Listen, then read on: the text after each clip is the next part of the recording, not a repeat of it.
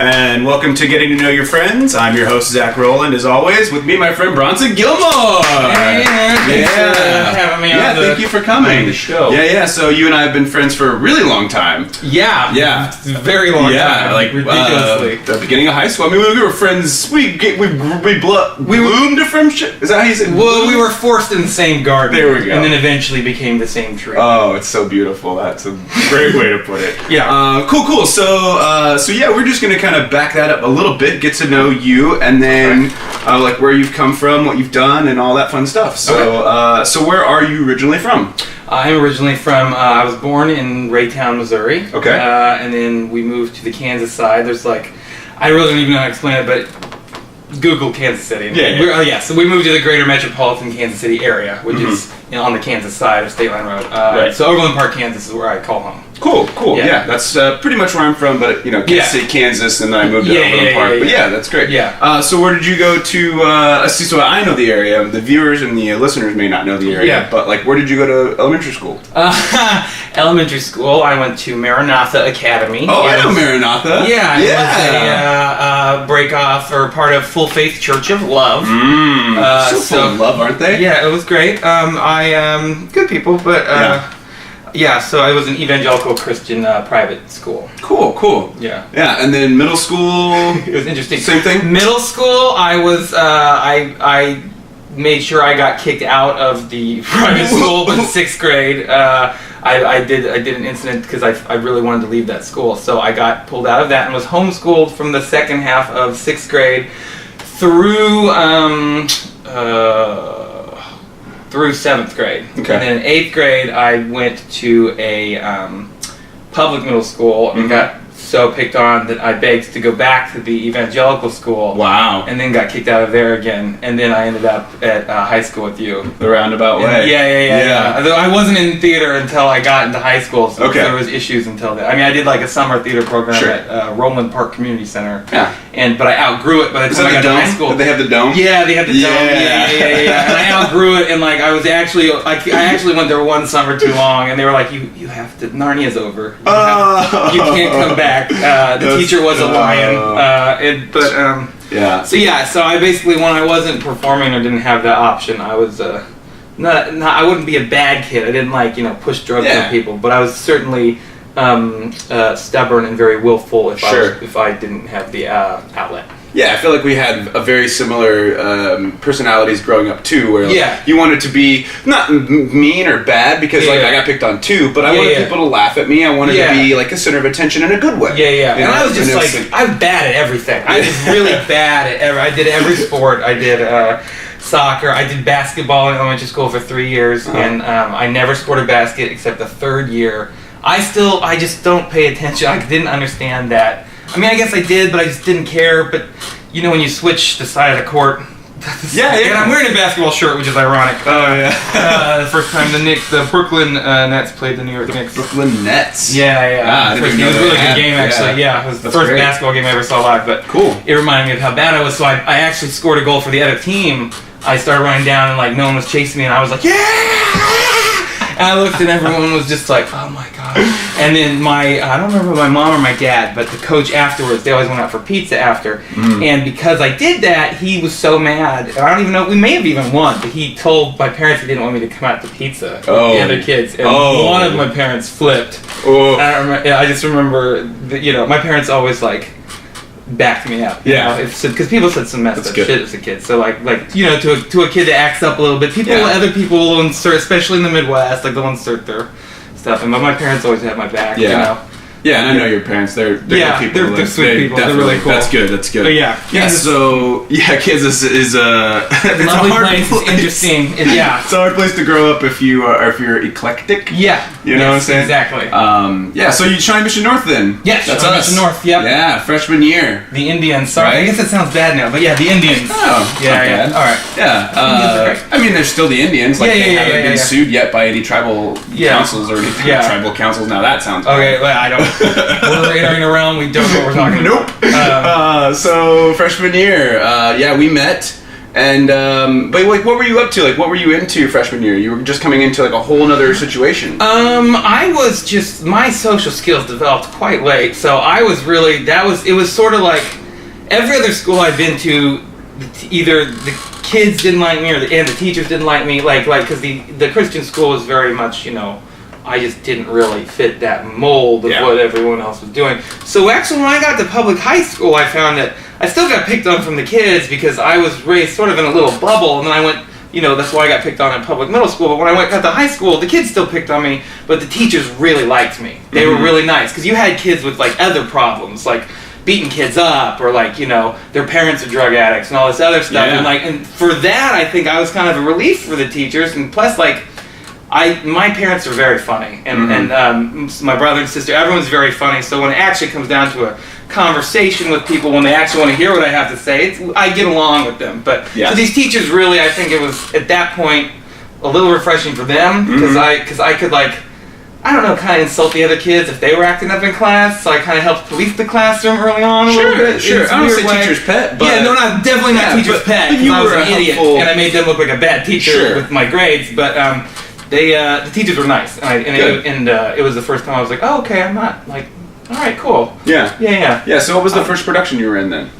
Well, that would have been in high school. Would have been with you, I believe, was the first one. Was it Wizard of Oz? It was the first one I remember. Oh, cool. Yeah, because it was sophomore year of high school. So you didn't do anything freshman year then? Because I'm sure I was in a one-act play or something. Like a ooh-ah maybe or something? Yeah, original one-act play. Ooh, gosh. Yeah. I remember who's in the ooh-ahs. Oh, yeah. That was like our bread and butter. Yeah. It was like, did you make ooh-ahs? Like, they're student-directed and written plays, man. Well, that was cool. And looking back, it's a great opportunity. I don't feel like a lot of people did, but like, I remember, it's always funny when you look a few years back, the stuff you just care about so much. And I'm like, did you really just say ooh-ah to me? Like, who cares? But back then, I'm sure I was in one or something. Yeah. It was nothing changed anything. And so we were in Wizard of Oz. Yeah. My first role ever at the high school that I was known for was the horse's ass, the horse of a different color, and he was the front of the horse. That's right. Yep. So we made a hell of a horse. We did make it. We actually stole the show with that horse. We did that little dance number. Yeah. It was it was fun. Although I was a little bittersweet because my nose was attached to his ass crack. But yeah, we did this whole dance, and it really tore down the house in that high school auditorium. Oh my god, that was so good. But that's where we, I think that's where we really started to like put the pieces together because that was a tough year for me too. Like I was smoking a lot of weed. Oh. I was just. How do you think I knew what that was? Oh my god, I was stoned every day. I made up for it later in life. Yeah, right. You just have to at some point be like, okay, well, I'll just try to catch up with everyone. Yeah, not now. Don't be doing it. Yeah, so bad, guys. Don't do that. Adult mug. Right. Star Wars and Wily. All right, great. So sophomore year, blah blah blah. Junior year, we did Grease. We did, yes. Yeah, and in Greece, you really started to take off. Tell me about junior year. It was a good year for you. Junior year was good because at the summer after sophomore year, I was honestly so humiliated by being the horse's ass, and that was my nickname for the rest of the year. Yeah. And, not given by me. No, but kind of, because I was the back of you. Sure. So, like, you were associated with it for sure. But, I just got, when I get in a corner and I feel if I felt like too ostracized, this has always been me, even as an adult. But at that point, I was just like, I really like doing this stuff. I know I can do this stuff. I just had never sang before. I sung in the shower, and I always had pretty good pitch, but I took my first voice lessons that summer, and I was like, I don't want to be under a sheet next year, and so I worked really hard with this voice teacher, and she was really good, and I just, at the time, I could sing, and I was like, oh, okay, so I came back, and I just basically worked my ass off. I went home every day that summer, and I worked on the same song, and then it worked out well, but it was like, I've never. It was one of those few. Every once in a while, you like just get hooked on something. Yeah. And you work like so hard for it. That was the first time I'd ever been like, I'm getting it. I don't care whatever happens. Like I have to just have a singing line. I don't want to be a dancing horse that no one can see me. Like I'm better than the back of a horse. Although that was the thought at the time. Like right now, that sounds awesome now. There's like no responsibility, no pressure. I just get to walk out and dance. That sounds. I would love that shit now. Now I would love that shit. Do that on Broadway. No one's gonna be like, he was a horrible horse's ass. Like but at the time, I would just remember I was like, because I felt picked on about it, and so I wanted to do better. Yeah. And so I worked really hard, and it worked. So the next year, I think I got a lead in everything. But it was definitely I remember. I'm sorry. Yeah. This is where my competitive edge comes in, and I'm like, why is he getting things that I'm not? There was a Cold War. Yeah. But yeah, so it was just that. I mean, and I also didn't have any friends really in high school, so you were working hard. Yeah. But I mean, like I didn't go and hang out with anybody. I just went home and stared in the mirror and practiced monologues and singing. I continued to smoke weed. Yeah. So see, that was my problem. Yeah, I was not focused. I was I really commend you for that. I think that's really. I didn't know that at that time you were like working so hard and trying to put yourself into a position to get that like role or get that way. Yeah. And like that makes me really, like respect you and look up to you a lot more because it's like. It was so long. Yeah. That's the beginning to what now I know how dedicated you are to what you want. You know. I will say though, like it would have been nice to have social skills back then. Like, sure. Because like it took me like halfway through college before I made people like be like, oh yeah, you want to hang out? Yeah. I was like, yeah. All right, so let's get to senior year. Then we can get to college and I can find out all that. College. So senior year, Fiddler on the Roof. You and I, that Cold War syndrome once again. That was actually pretty out in the open war. But like I felt we handled it really well. Oh yeah, so both of us auditioned for the role of Tevye just to the viewers and and listeners. We both auditioned for the role of Tevye in Fiddler on the Roof. Yeah. And we were both the only guys who could grow beards per se. And I actually couldn't grow a beard at all. I actually couldn't grow facial hair until after that show. Okay. And then I turned into Esau, which is a Bible character. If you had went to Evangelical Christian School, you know all about him. Yeah, read about it. He's really hairy Bible character. Yeah. So at least we fit the part. Yeah. Big guy, singing. We were both good. Right. Good at acting. Yeah, and you got it. You killed. And I still remember the audition. I tell the story, and I also wrote an essay about it too. What? Yeah. You're a pretty big influence in my life. Yeah, whether you know it or not. Yeah. And he's gonna murder me on the podcast. Yeah, that's true. What, an essay? What did you write? Yeah, I wrote an essay. I had to write an essay for when I became an Eagle Scout. Oh yeah, you did that stuff. See, that's why you're better with people. You learn. I wish you'd have been here during Sandy. Oh boy, you should have seen what I was trying to save the apartment with. CVS bags on the window, plastic bags and stuff. We would have had boards up. It would have been crazy. Yeah. But yeah, like I wrote because I stood in one day because you got the role of Tevye and you rightfully so. I remember your audition. You put up a good fight. You did not make it easy. You had the little nuance that really sealed the deal, and that's why. Well, it's also a high school production. Who knows if the teacher was drunk when she cast? I don't know. She wasn't.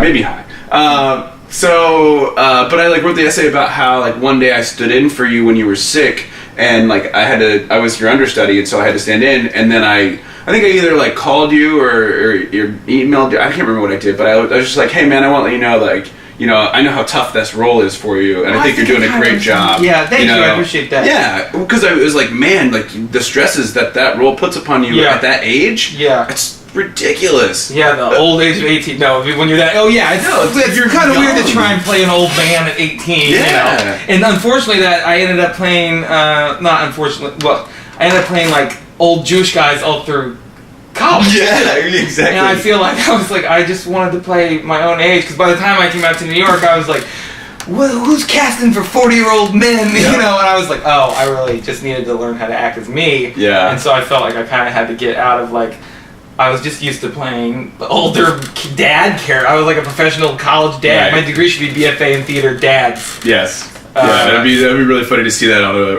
acting resume. Dad roles. Only dad roles, please. So I feel like my career will take off when I'm 50, because I've learned to be a 50-year-old man and play. Yeah, and you can just act like your dad, and then you're just spot on. Yeah. So that was a really fun time. Really fun production. Then we did another one. We did Rainmaker, where you actually got to play a younger person at that. I mean, Starbuck was kind of like I've never played a part like that ever again. Yeah. That was cool. I had always been heavy. I'd lost I got in great shape that year. Mm-hmm. I was taking all these dance classes. Like I was the only adult in a tap class with I wasn't even an adult, but like the girls were all like 4 years old, and I was the only people in this beginner tap class, and then it was me. Looking back, they shouldn't even let me in that class. It seems creepy, but it wasn't specified to little girls. They were just the only ones signing up. Yeah. But yeah, I got in good shape, and it was the only like romantic lead role of it. Well, I did Three Sisters in college, and that same sort of thing happened again. I forgot about that. But it was out of my comfort zone. It was fun. You were great in that. Old man. I'm playing another old man. Yeah, but like you have a very warming quality about it. Like honestly, like you are more of a Tevye than I am for sure. Like Tevye would never have taken the time. Like I would have never taken the time to sing the Rich Man song. I would have been throwing shit at God. Like, I can't get by! Fuck you! I'm not singing a song! You fucking screwed me! Fuck you! You would have taken the time to sing the song. Sure, I would have been a little more appreciative of it. I would have been like, just let the Russians come. I don't want to support all these people. Get the fuck out. That's funny. So we did Rainmaker, and then we parted ways and went to colleges. Yeah. I went to KU, and you went to? I went to Nebraska Wesleyan University. Tell us about it. It was good. It was actually... Sorry, can I say on the recommendation of who? Of Margaret McClatchy, who was our high school teacher. Very influential woman. She was. And we were fortunate. She had studied at Second City, or what did she do? She had some connect. Yeah, she did at least had classes there. She taught us improv. Yeah. So we had a, it was called ART, Advanced Repertory Theater. And at the time, it was kind of an exclusive thing, back when you could compete in school and like get something. Without everyone having to do it, which is nice, because it was because we were both, I felt like, succeeded at it, so it was nice to like succeed at something where other people failed.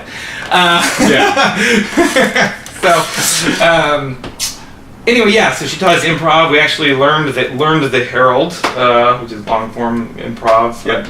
If you don't know, Google it. I'm the worst at explaining it, but it's all right. Fun stuff. And we had a sketch group, and like you and I wrote most of the sketches, or who? We did. We wrote a couple of sketches together.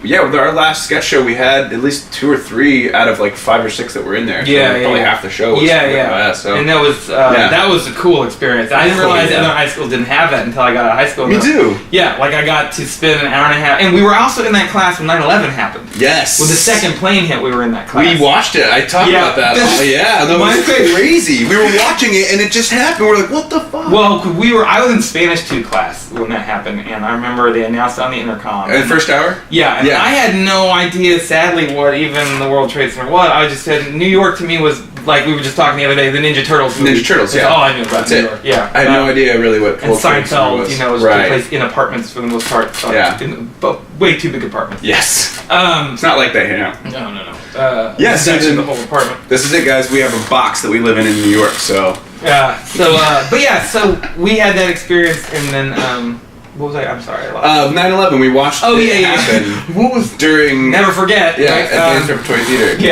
They announced it on the intercom for the first playing, and I remember the teacher. I didn't know what it was. Other kids were like goofing around in the back, joking around, because we just were ignorant. We didn't know what the World Trade Center was, which is really stupid. But I remember the teacher's face. I'd never seen such a horrified look on a person's face before, and she couldn't even like really teach the class. Mm-hmm. And I think she was trying to look it up on the internet, but it was still dial-up on the teacher computer. So they just made an announcement: something horrible happened. Enjoy your studies. They should have just let us out that day, probably. But then we went to what was it, second block? I don't remember. Third block. Yeah. And that was ART. We went to that, and we were sitting there, and that's when the second plane hit. Yeah. And I remember Margaret McClatchy. This lady was awesome. She looked over at me and like, it was Pete and I was a rival with this other guy, Peter. And he's an amazing guy, hilarious guy. Peter Macy teaches English in Japan. Very funny guy. I bet the country loves him. Yes. She looked over at both of us, and we had both just turned. I was about to turn 18, or something. And she just looked at both of us and she goes, "You better hope there's not a draft." And like, I was just like, "Oh my god!" Because I don't know, it came from a very real place, and him and I looked at each other like, it was really like I must have missed that because I was in class with you guys. Yeah, we were sitting right next to each other looking at the TV, and she just looked at us both. Like, you two. To both of us, because we were both like, we were like kind of rivals. I don't know. And she just looked at us both and goes, "You better hope this not a draft." And I was like, "Oh my god!" You just hit me like, and also because I never got to learn what happened in Vietnam in high school because my AP history teacher was obsessed with the Civil War, so we just actually never made it past the Civil War. I don't think anybody did. She kept extending the Civil War section, so I don't know World War II, Vietnam. I've had to Google research my own stuff. Yeah, Cold War. I had to Google Cold War because I had no idea. Like when I was younger, I had no idea what the Cold War was. Yeah, I did. The educational gap. So really, unless it happened in The Killer Angels, which is a Civil War novel, I don't know what happened, and I also forgot that whole book. It might have been in the frame. Okay. Yeah, you're good. All right. So it's all about the listeners, right? The listeners. People who view, you guys are great, but you need to subscribe more. I don't care. Yeah. Thanks. Well, so let's talk about college. Let's fast forward a little bit to college. Let's do college now. So tell us about Wesleyan. Wesleyan, yeah. So Mark and Mrs. McClatchy went to Nebraska Wesleyan. She recommended that school. I put no effort into applying for colleges. I just took, her word was gold to me, so I just took her at her word. And I went out there to visit with my brother, and he had been to KU. He'd been to state school, and this was a small little place in Lincoln. And all he kept saying the whole visit was, "Do not go here. Do not go here. Do not go here. It looks lame. It looks boring. It was so tiny." And he's used to like a big school with all these opportunities, and I was like, "This is how stupid I was." I went I was in the music department, and they showed us their music practice rooms. Now, I was always getting shushed, often in my life, practicing singing and stuff, because I'm a loud person. And I was just enamored with the fact that they had rooms that you could just go into as a student and practice, and no one would bother you. You could practice uninhibited. And I thought, for some reason, that was unique to this college, just based on no experience at all. And so I decided that day I was going there, because they had music practice rooms. Wow. And I got like a few $100 scholarship for acting, and I was doing the Dogberry monologue from Much Ado About Nothing. Oh yeah, that's a good monologue. I like that. But I forgot part of it, and the whole drive up there, my brother and I, it was that time when the Arnold Schwarzenegger prank calls were big. I remember. Who's the daddy and what did they do? So we were doing that the whole drive up there, and so what happened was that I got a scholarship because I was doing this Dogberry monologue and forgot part of it. And I was like, dost thou not suspect my place? Oh, wow. Dost thou not suspect my years? And then at the end of the monologue, I just go, fuck you! And they gave me a scholarship. Wow. So stupid. Really? Just out there. Yeah, you were just putting it all out. Yeah, that's really funny. But I went out there, my goal, I didn't really want to do theater so much as I really wanted to do sketch, and I wanted to start a sketch group out there, and that got, one of the head honchos of the theater department at the time said no. He thought it was hackish, and so I didn't. So then I went through this whole phase where I'd done Streetcar Named Desire, and I was really trying to be this hardcore actor guy, and I tried really hard to be serious, and I was miserable as hell. I did some cool acting stuff. I learned a lot about the serious aspect of it, and more focus, and I don't need to play for a laugh. And I felt like the more truthfulness I learned during that phase really helps me do comedy now. But at the time, it was really me trying to be something I wasn't supposed to be. Sure. Yeah, like you were gonna end up going to London and doing all it would be great. It would be great, but whenever I did do a serious part, even if it did go well, but you still get laughed at parts, and I would get really mad when I got laughs. I was like, yeah, and it wasn't because I had a snarky look on my face. It was just, I don't know. You're funny guy. Well, I was also gigantic at the time. I was I was 300. When you're a certain size, and I'm sorry, at least in my experience. No, I know, I was 350. Yeah. But everything you do is just it's if you're funny, that's great. But then there's an extra little body jiggle. That's that. Yeah, you're just something funny, and then people. There's an extra added thing. So you have to work harder when you lose weight. Yeah. I think. It's true. It's true. I mean, I was big, like you have been, and it's the same problem. When you just get to that point where you're just I even looked at myself in the mirror and was like, you just look hilariously fucking fat. Yeah, and that was one thing, and I remember I would get really upset sometimes in the audience because I was like, I don't know what they're laughing at. Like, if they're laughing at the truthfulness of the acting and how true it is, then that's great, and I'm happy with myself. But if they're laughing at the fact that I'm not being a good actor and I just look like I'm not taking it seriously, that makes me really mad. And I'm extra mad if they're laughing at it because it's a fat guy doing it. Right. You know? And I definitely went through a phase of just like, really, I was upset after every show, no matter how well the show was. I'm pretty hard on myself about shows and stuff. Not as much as I used to be, but I do take it very seriously. Yeah, I do too. Yeah. Yeah. Oh, no. I'm always critiquing myself after a show, being like, "Well, I fucking could have done that better." Yeah. Or whatever. Why were they not laughing? Why were they laughing? Questioning everything. I think it's dangerous to do it in improv. I try not to. I'm much better about not thinking about an improv show anymore. Yeah, you really have to let it go. Because that's what's cool about that art form is it's just in that moment. But if it's a show that I've rehearsed and something doesn't hit, well, then I get mad because it's been rehearsed and I want to.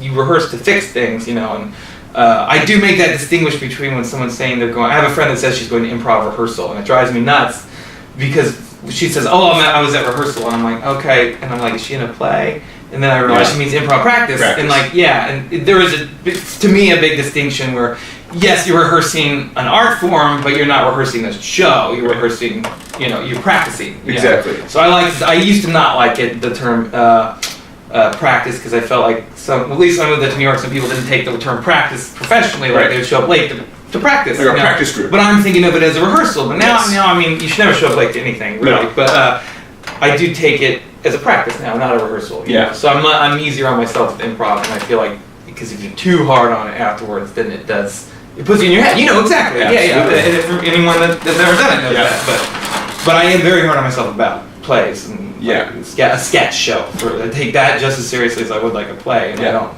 Good. Yeah. I mean, it's good. It's good to take it seriously, but you have to figure out which degrees. Yeah, exactly. You don't want to focus on the wrong stuff and not have fun. Like, Yeah, it is all about having fun. And we get wrapped up in the critique side of it, and we have fun. Exactly. That's slippery slope. So let's move a little bit forward again to New York. You moved here what year? I moved here the day the recession hit. I landed here in 2008. Ooh. After I graduated college, I did TEVI again in college, and I developed a neurological voice disorder, which spasmodic dysphonia. That's a whole hours long thing. So I won't get into that. Sure, but I can't sing anymore. Right.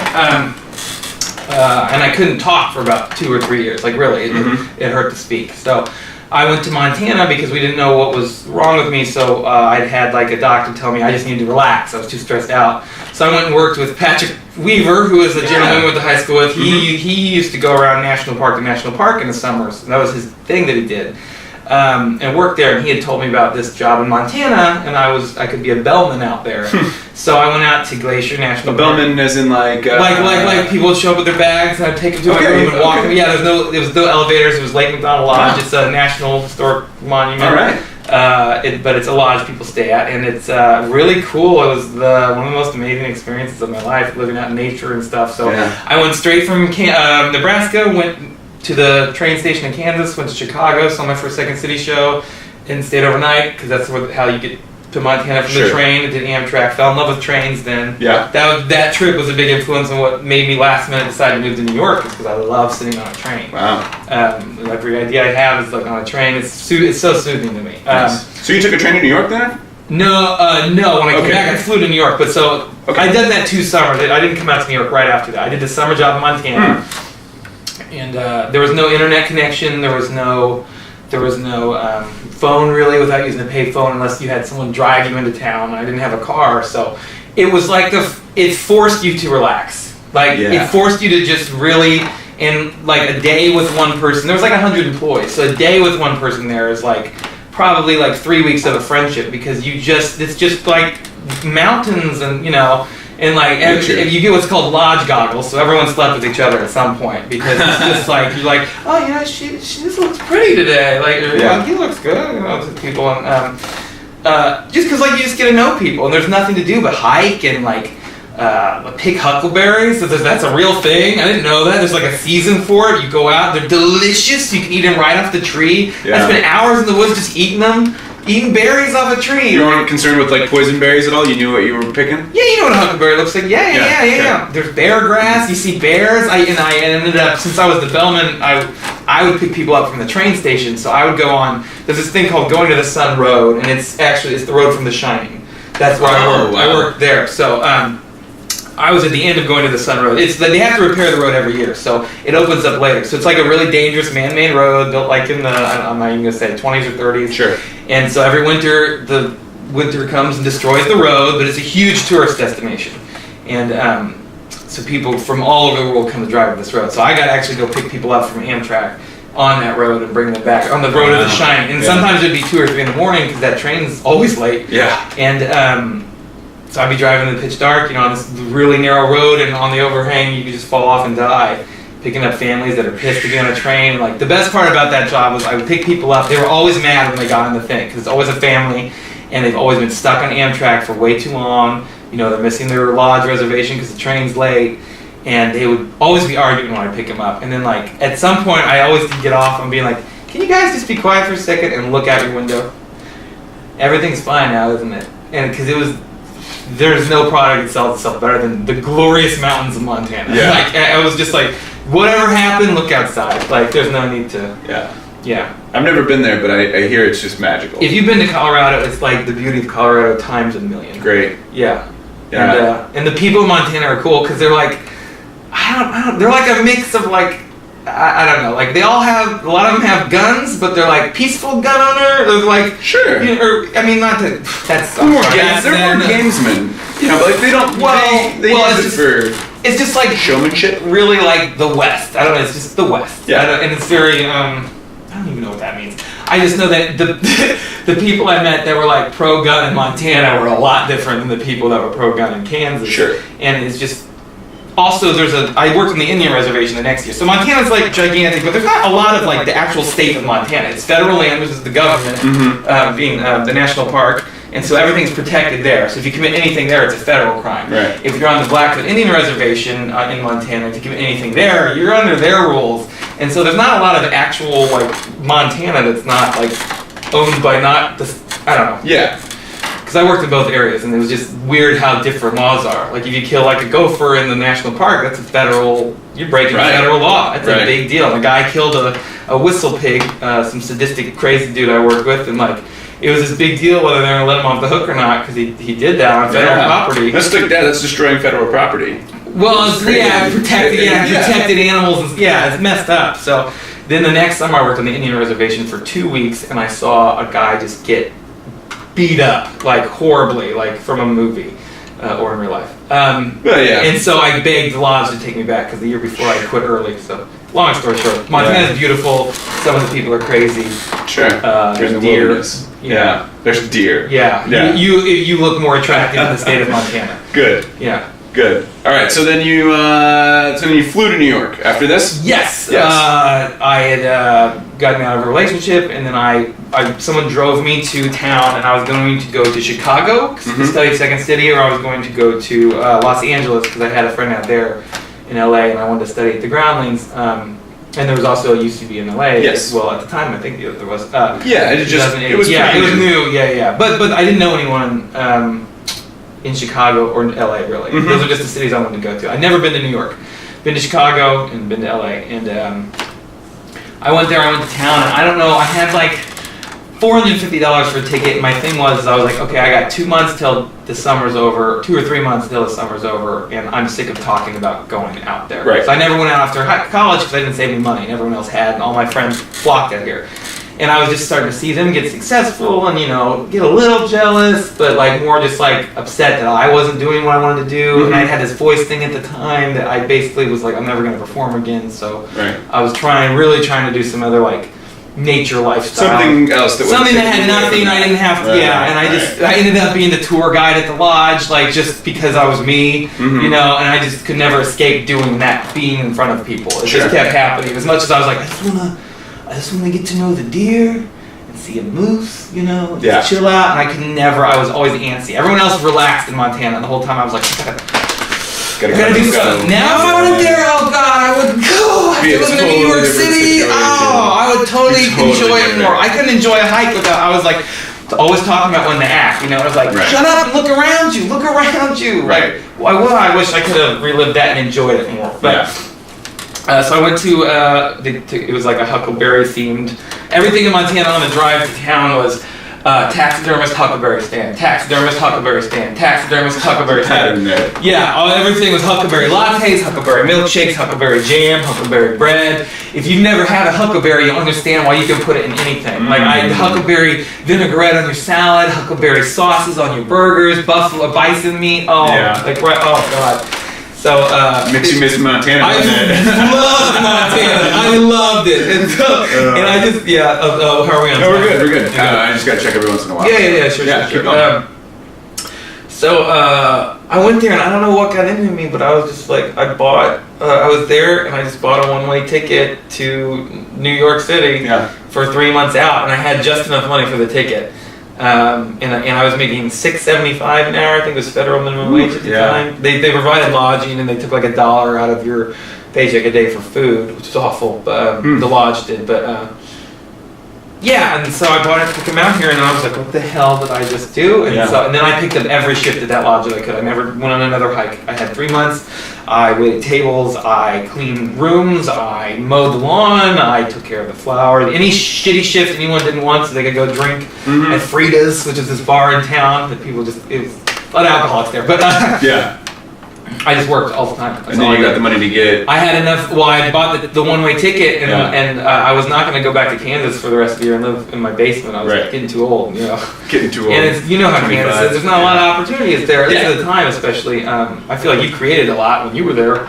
That I had the opportunity to. You did, and I feel like that's awesome that you took advantage of that. I didn't know any of that was going on. I might have moved back. So when I came out to New York, and I was just like, that was the craziest thing ever. First of all, I bought the cheapest ticket imaginable, so they took me all over the country before I got there. They flew me out to Seattle. I had to stay overnight in the airport, and then they flew me to Arizona, which is where, that was when... Keep in mind, we didn't really get news at the lodge in Montana, so all I knew was the election was going on. At that point, it was McCain and Obama, and this is right before the recession hits in 2008. So when they flew me to Arizona and I got off, I just remember being hazy. And I remember John McCain was like, John McCain suspends campaign over recession. And I was like, what the hell's going on? I landed in New York. My friend Patrick had been out here a week. He got a job, like 2 weeks, he'd gotten a job at Ted's Montana Grill. So he had a good serving job. But I landed here and there was a hiring freeze. Starbucks wouldn't hire, McDonald's wouldn't hire, KFC wouldn't hire. Not that these were the first choice jobs, but I remember getting down to that. I remember being in a suit my first week or 2 or 3 out here. I was in a suit in a fish market. Begging for a job. I have my resume in the suit. I was like, have you hired? He was like, why you want starfish? I'm not going to do that impression, I'm sorry. But there was a language barrier. Sorry. And I just remember I was like, really? I'm in a fish market, like crying. And I do remember I went to a KFC with bulletproof glass. I told the lady, I was like, I think it was bulletproof glass. I know they were hidden behind the glass. It was a scary Kentucky Fried Chicken. It was not the family-friendly one from the commercials. No. And I was like, are you hiring? You want to work here? Why? And I was like, because I need it. And she just come in tomorrow. And I never did, but... I worked at a KFC. Did you really? It was a family-friendly one. But, God, I would have been so fat. It was terrible. We worked there for 2 months. It was fucking awful. Oh. No, it was the worst. So you lucked out. Good that you didn't go. No, I wouldn't say I lucked out. I got talking comedy tickets in Times Square, which is less family-friendly. True. Yeah, Times Square, it seems family-friendly, but it's still a crazy place. Like, there's just... working there is weird. Most of my jobs have been in Midtown a lot. It's not fun. But so that's how I ended up out here, and I just remember...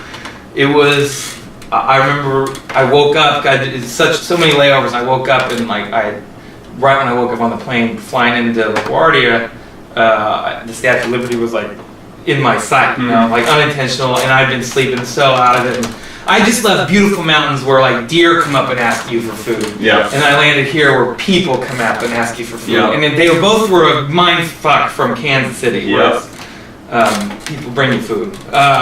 It's very service-oriented town. It's very nice, service-oriented town. So, and I just remember I was like, oh my god! And I landed, I got off at the airport, and I was like, that's when it hit me. I was like, what did you do?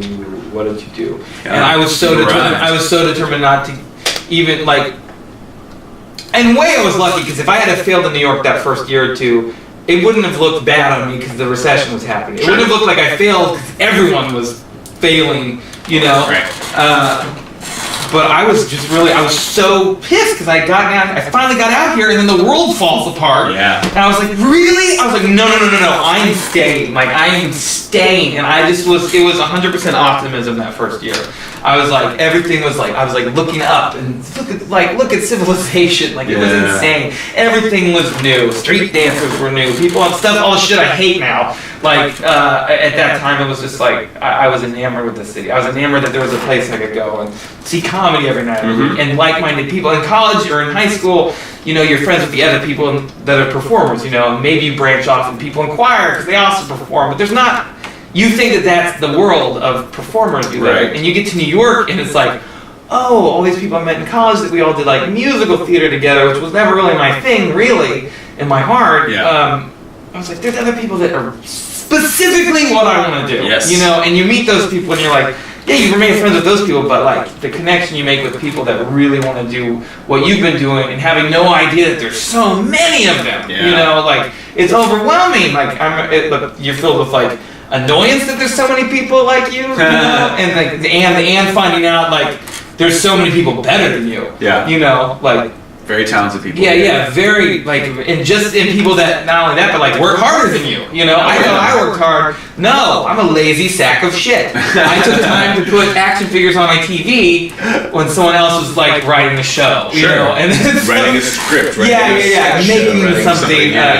So. It was pretty insane. Yeah. But you did write a show though. I did write a show. Tell us about it. I wrote a spank. Yeah. That had 2 spanks. And, what was that process like? That was insane. I don't know. I'd taken a break from comedy for about 3 years just for personal reasons. Yeah. Just to grow up a little. Sure. Because I feel like when I moved out here, I was still so naive, and then New York definitely did with the recession and everything else. It was like, hey, welcome to adulthood. Fuck you. Yeah. College degree. Who cares? Yeah. Stuff you thought was important, not so important. Yep. Yeah. I guess for me writing the show that time, it was like. Part of it was not jealousy, but it was me looking at other people. Like from when I came out to New York, I was like other people done it before me that I'd been with in college, and I was like, okay, it's my turn. I want to do this. They're going to do what I love to do. Yeah. And so that was one of those moments. And this was another moment like that where I hadn't done comedy for 3 years, really pursued it. I tried to like do commercials and stuff, but I just kind of given up on it. I'd gotten frustrated or whatever, and as most actors and people. And I got to the point where I was basically hating my life doing it, and so I stopped. It was just making it not fun. It became more, you know. So doing the show was more for me like, am I still funny? Was I ever funny? Like. It's great to be funny on one level, but now it's like people are doing it professionally. I know people on TV now after this break, and I'm like, oh, I did classes with them on TV, and you know, I was like, could I have ever done any of that? I don't know. And I still don't. That's not why you do it. But I was like, am I still funny? Or was I ever? So I wanted to write this show, and it did well. It was fun. I forgot how much. I never like put on my own show with my name on it, and that was weird because I really wrote it because I just wanted to act again and do stuff on stage. Yeah. Do what you do well, which is that good sketch writing, those great. I didn't know I did those well. I did improv. Well, we worked together. We just talked about earlier. We wrote sketches that took up half the show. That was a decade ago. I don't remember. I mean, Street Sweepers or Hall Sweeper. Yeah. The music, we had street or Hall Sweepers in high school, and so we wrote a spoof on Matchmaker from Fiddler, and we just sang about the Hall Sweeper, and I think we just changed the word. Yep, that's it. We thought it was genius at that time. Yeah, when you're 18, everything's genius. Hall Sweeper. Anyway, but if you still have the lyrics, that would be. I've never thrown away anything ever. It's hard to throw away your. I still have zebra stripe gum wrappers somewhere back in Kansas. I saved in a box.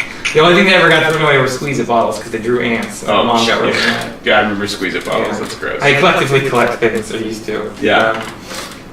So you got the show. What else? What other things are you like trying to work towards now? What's the next? I think just for my personality. I mean, I'm still working on that. I'm submitting. And that was at the Upright Citizens Brigade Theater, right? Yeah, for the people listening. So that's a pretty big deal. Yes, it is. I mean, for me, I'm excited. I don't jinx it. Like, so I'm submitting it again, a third time, and so it's funny how, I did that first show, and I just thought it was like, I was like, this is ready, and like, then afterwards, no, it wasn't. Like, it's such a weird thing creating a show and it being a constant work in progress. It's like your life, and it's like sort of biographical show, so it's interesting how the show evolves, and also like when I come to it rewriting it again, it's a very personal, like, sketch comedy show. It's kind of weird to explain, but how you're feeling on the rewrite affects the new show, and so it's interesting. It's like a living. I didn't realize how when you write something and work on it like that. I've always worked with a finite script before, or with improv where there's nothing finite, and sketch is its own thing, or writing a show or producing it's its own thing, and it's a living, breathing thing, and it's been a fully time-consuming process for me, and a very big learning process. I feel like for the first time in my life, I actually learned how to like work with a group of people.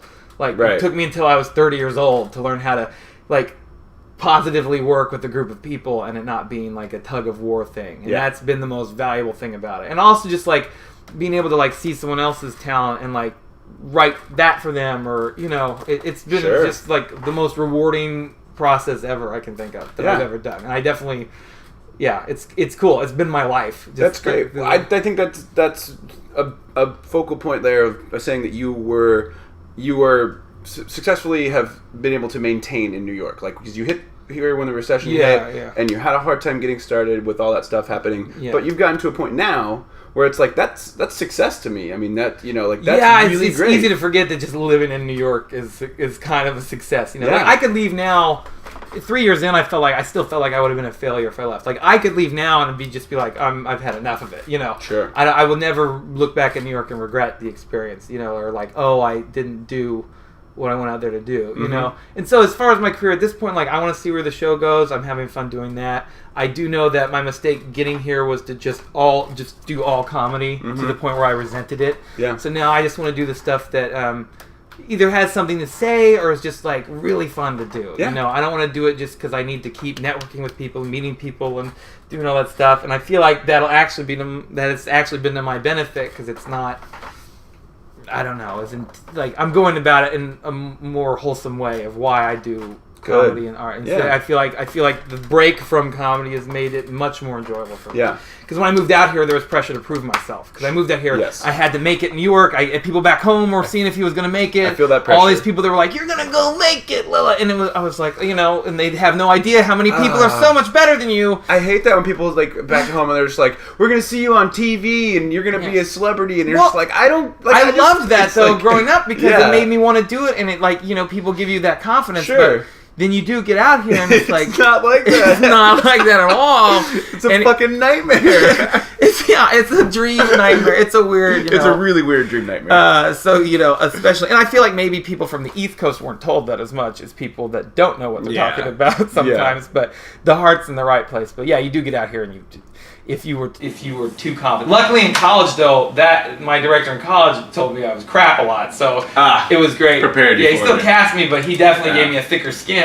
That's good. And I don't think I would have been good without that college experience. But it certainly was. I don't know. New York's a trip. I love it. I love it. Hate it. Hate it in the winter.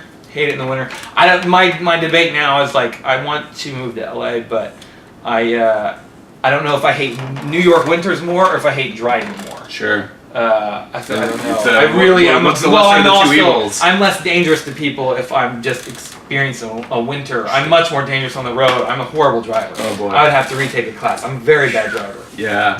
Well, they teach that out there because, I mean, there's so many people that don't know how to drive in LA. They do teach adults how I'll to drive. have to take a driving class for sure.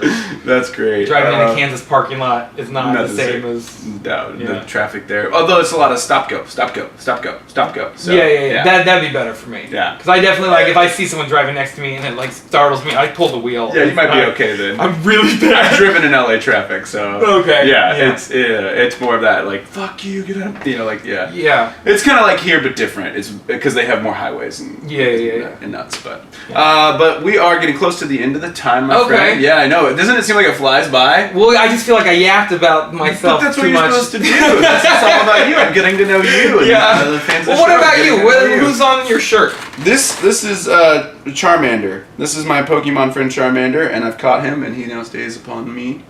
Wasn't that past our? Were we a little too old for Pokemon? No, we weren't. Never too old for Pokemon. Okay, maybe I. No, my little brother did Pokemon. Like he played Pokemon, and so I did it with him. Okay. Because he didn't really have like a real good. I admired it. I never got it. Yeah. There was a lot of stuff. I was. Peter Macy would get this. Yeah. I was obsessed with the animation growing up, like Chuck Jones animation. Yeah. And so I didn't like stuff that didn't look like that. Now I'm wondering if I missed a really cool thing. No, he's got what is it? Fire on his tail? That's badass. He's a fucking knight. He's a knight of fire. Sorry, it's good. No, I was gonna say now's the chance for you to ask me a couple questions if you want to. So there's one question. I do. Yeah, I do. Yeah. What else? How many tattoos do you have? This is all stuff I found out. We hadn't seen each other in how many years before you moved down here? I had come in 2010. Yeah. And I saw you for like a second. Brief second. Yeah. And before that, it had been since high school, so a number of years, and then even between 2010 and 2014, I changed a lot. So I got a lot of tattoos in the last couple of years. Yeah. They're decent ones too. 3, 4, 5, 6, 7, 8, 9, 10. What does that say on your arm there? I actually never asked you any of these things. What is a weed? A plant whose virtues have not yet been discovered. Ralph Waldo Emerson. Okay. And this one is. Do not go where the path may lead. Go instead where there is no path, and leave a trail. Ralph Waldo Emerson. So. Okay. Cool. So they're really like inspirational. Like these are the two things that I feel like being a literature person and being influenced by the Transcendentalists. Like they told you like. Don't follow to conformity. Go do your own thing. Like, don't trust other people's words. And also, it's kind of a pot reference, right? Absolutely. Yeah. And trail mix comes from trails. Exactly. And that's usually what I high. Yeah. But cool. I got those, and then just some fun stuff. I don't know. I think I have like 13. Something like that. You don't know how many tattoos you have? I have no That's idea. insane. Because there's quite an investment, right? Yeah. Well, at some point, I started getting them really cheap. Okay. Because I had. Did they start losing quality? No, the quality went up. I was getting them from an. I got a Costco tattoo. Yeah. I got them in bulk. Bulk tattoos. They owe me 3. Mm-hmm. A friend of mine was an apprentice, so she was getting better. But as an apprentice, I'm thinking of Mickey Mouse. I'm sorry. Yeah, Mickey Mouse. Just like the Sorcerer's Apprentice. Yeah. This is how I grew up. Yeah. But she this was the first the one on my wrist. This Carpe Diem was like the first one that she ever gave me. Why would you put a watch on it if you got a great tattoo? Just watch just to know what time it is. Right. Yeah. Then she did the one on my elbow. This was her first elbow ever. This is the first elbow she ever tried to touch. Wow. Yeah, and then this one. And then she did the writing. She actually went in and found writing by Emerson and copied his name. I mean, she put time. I thought I recognized the Emerson penmanship. Yeah. I was pretty sure. It was really close. She did my chest piece. She did the ones on the back of my leg. It's a rose with a straight razor through it. She actually did most of the work on my body. Wow, that's cool. Yeah, but she did it for a really good price because she's an apprentice. When she stopped being an apprentice, she had to raise her prices. Yeah. But she still gave me a pretty good deal on it. So. No, I mean like. Do you regret any tattoos? Is there one that you're I could live without the one on my neck. That's my favorite one. Exactly, it's the craziest. Because that's the one that makes me say that at one point you really didn't give a shit. Yeah. But no, because you look cool. It's actually a good tattoo. At least it's not like a heart with an arrow through it. Yeah. Like I like that eye. What is that from? This is from just a flash tattoo that a guy had that he just like. I actually really genuinely like that tattoo. No, it's very cool. It's a great tattoo, but it should be in a different place. Oh yeah, fair enough. So, but I would say since it's there, wear it with pride because it's cool. Sure. Yeah. Well, I actually think our audio got fucked up, which is no good. Oh no. I know. That's not going to be helpful at all. Yep, the whole thing fucking froze. Maybe we'll get the audio on the camera. I'll have to talk to my technician, Dale, about that, but I think we should have to wrap it up so we can see what kind of technological fuck-ups we have. When did it stop? It stopped at about 50 minutes, but the problem is that I can't save it because my computer froze. So... Oh, so it might just be gone. It might be. We'll have to figure that out later. But there's audio on this. Maybe we can scrap it from there. Okay. Who fucking cares? Okay. This is great, and if we have to redo it, we'll fucking redo it. Yeah, well, I mean, it's just like a regular conversation we have. I do like this whole interview thing. Yeah, so... I've liked holding this, like, good morning today. Good morning.